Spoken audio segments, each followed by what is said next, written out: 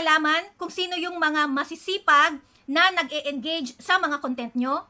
At kung paano sila pasalamatan? I-open ang professional dashboard at piliin ang fan engagement.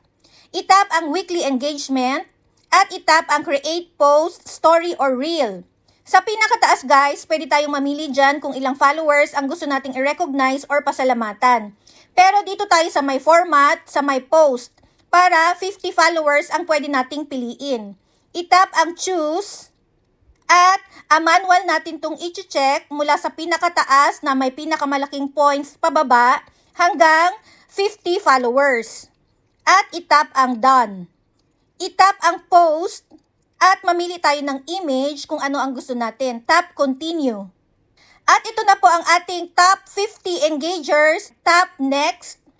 At pinaka-last, i-tap ang post para ito ay ma-post sa ating timeline.